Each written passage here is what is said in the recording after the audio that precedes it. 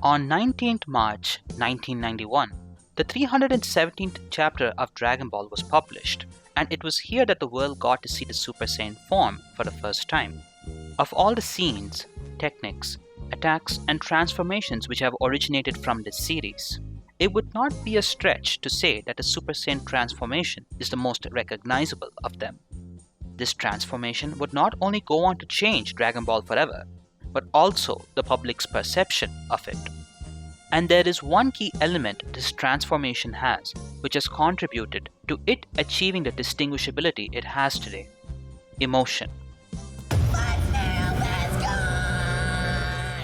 When one thinks of a Super Saiyan, what probably comes into their mind is anger paired with another intense emotion like grief or frustration. It is this combination which has played an integral part in cementing the transformation's legacy. Yet despite how popular the form is, the transformation no longer carries the same depth and intensity that it used to. And I'm not just referring to its position relative to the new transformations which have been introduced, but also what it means symbolically. At one point in the series, characters transforming into a Super Saiyan went hand in hand with the character developing and subsequently enriching the story. When I see this transformation or transformations similar to it in not just Dragon Ball Super, but even the later part of the original series, many of the moments don't leave much of an impact on me. What used to be a symbol of struggle, pain, and effort has now become something which has been taken for granted.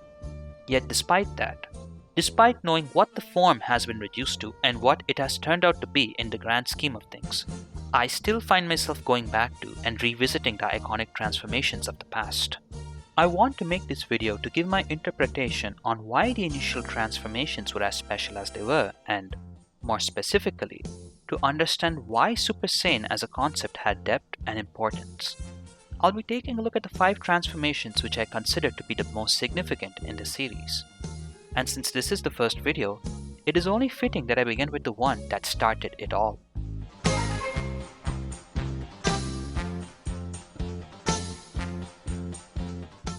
Goku's transformation was the first time we would be seeing the form, so a lot of heavy lifting had to be done. This was accomplished by leaning into the uncertainty of the transformation and using that to set up the internal battle which Goku would face later. There were 3 parts which had to be worked on: building up the transformation itself, and the after effects of becoming a Super Saiyan.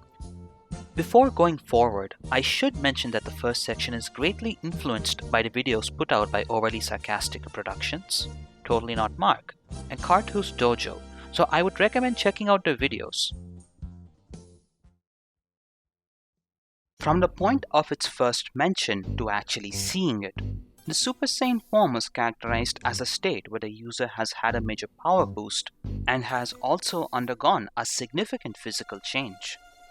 Additionally, a Super Saiyan was also associated with being bloodthirsty and having a love for fighting and violence. This characterization was done from the very beginning of the series, when we see Nappa remarking that Gohan may be a Super Saiyan because of his sudden burst of power from getting angry at Raditz. From there on, Vegeta acts as a mouthpiece for the transformation as he constantly brings it up during the Namek saga. The show makes it a point to associate the form with the image of an Uzuru, a Saiyan transformation which makes the user a rampaging ape-like creature. It helps drive home an idea of how powerful the state is and how the Saiyan may lose their senses. It is by introducing it as a mythical concept and describing it through only the perspective of Vegeta that the Super Saiyan form is made vague and unclear. It leaves the viewers wondering how destructive the form will be, and this question becomes very relevant when the one who is most likely to achieve it first is the antithesis of what a normal Saiyan has been presented as.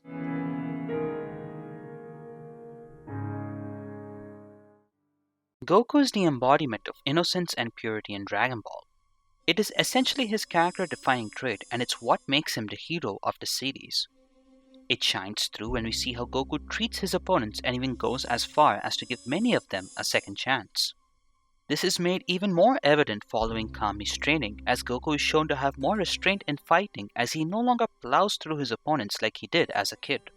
So when the Super Saiyan form is built up with constant implications of Goku being the one to achieve it, it only makes us wonder how he will change. Will he be able to restrain himself, or will we see a form which is similar to the Uzuru, where he becomes a rampaging beast? And when he does transform, will he become as ruthless as some of the other Saiyans we have seen thus far? Will there be any unintentional harm done to any of his close friends? It is this contrast which makes the transformation interesting, as its characterization and Goku's personality differ drastically. This transformation also plays a role in defining Goku's identity. Being raised on Earth, Goku has always thought of himself as being an Earthling, and this notion gets shattered when he is revealed to be a Saiyan from outer space. Upon hearing about their sadistic nature and how they are sent to other planets to conquer them, Goku chooses to reject his heritage. Besides his love for fighting, he was not cold-hearted or brutal like most of the Saiyans and never took any delight in the suffering of others. It is only amusing then that Goku, the only known pure-blooded Saiyan left at this point in the series, is put in a position to avenge his race as he ends up facing off against Frieza, the one who caused the Saiyan genocide. Goku accepts a part of his Saiyan identity after being moved by Vegeta's final words to him, sympathizing with his struggle and realizing that Vegeta, the prince of all Saiyans, was capable of showing emotion and was not as heartless as he thought he was. However, Goku is still defined by his humanity, and this is reflected in his fight with Frieza. The battle seemingly comes to an end when Goku uses the Spirit Bomb.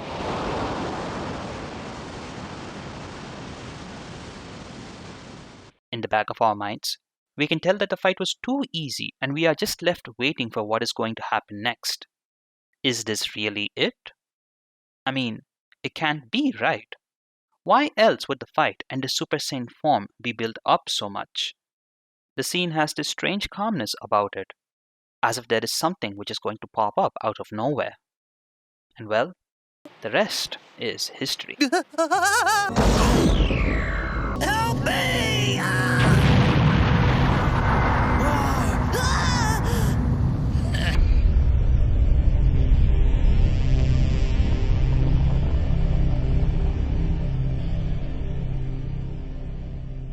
An important thing to note here is that up until this point in the series, Goku has never been this helpless. He and Piccolo were still able to outsmart Raditz despite their gap in power. He was able to subdue many of his opponents, and he had the necessary coordination with Yajirobe, Krillin, and Gohan to take on Vegeta. But unlike the fights before, Goku does not have any tools to work with anymore. He is out in the middle of a dead planet in some corner of space with only his son by his side. To add to this, there isn't any escape option either, as Frieza will be able to go after them with ease. This is the only point in the series where Goku has ever been in such a position, and it drives home the sense of despair that is present. However, as we see in the next moment, there is a drastically different emotion enveloping Goku instead.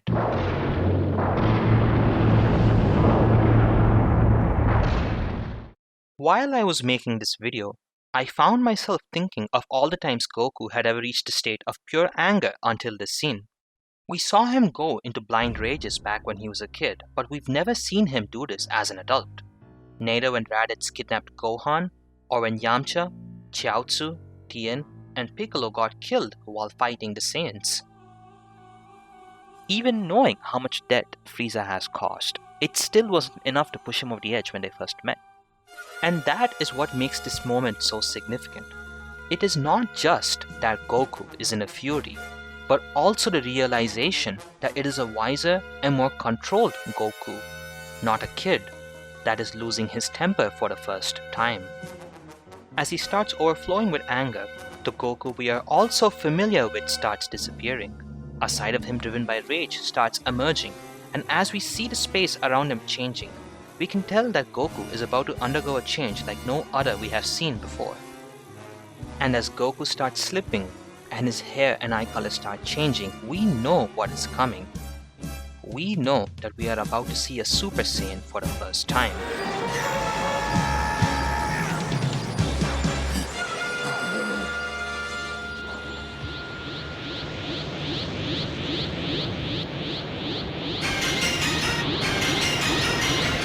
It is poetic that Goku ends up embracing his Saiyan heritage and lets go of a part of his humanity to fight an entity devoid of it entirely.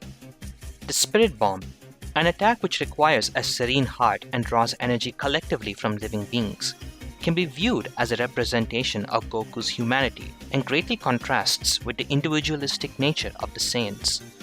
The attack's failure symbolizes the defeat of Goku's human side, and when he finally transforms, his Saiyan instincts take over. And it is this awakening which causes another battle to take place, one between Goku's human and Saiyan natures. A power of this magnitude could overwhelm a man and change him forever. Say what? Right now, Goku's struggling to hold on to who he is. God bless him. Throughout Dragon Ball, it has always been Goku who is changing the world around him, and who he is at his core has never changed.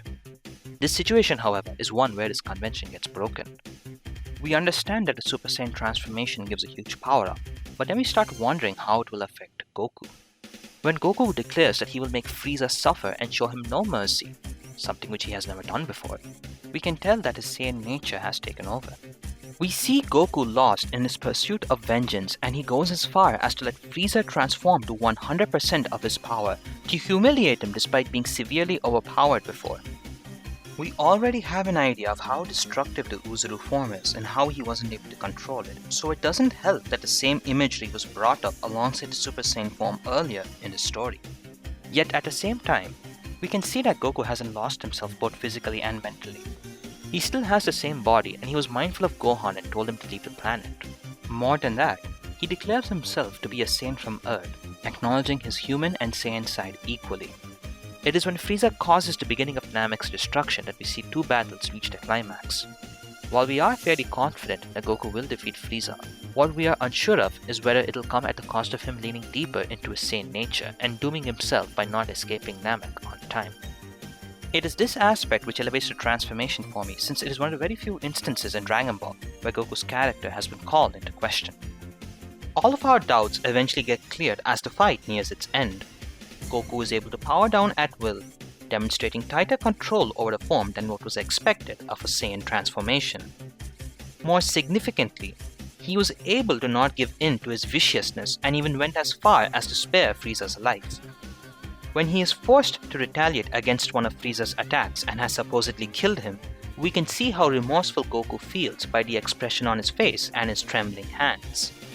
It is this moment which concludes Goku's internal struggle, as he is able to balance out the strengths he has and not lose himself to his emotions. However, he does face the consequences of fighting for too long, as he does not escape the planet in the way he hoped he would. Although it was a blessing in disguise, the moment signifies that even though embracing his Saiyan nature helped him in his battle, it may not always be positive. This transformation stands out for being something more than just a power-up.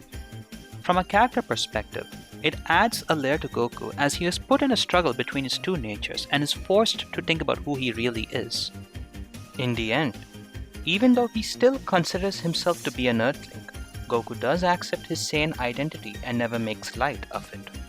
This transformation is a character-defining moment for him, and no other scene in this franchise has been as significant for him than this one.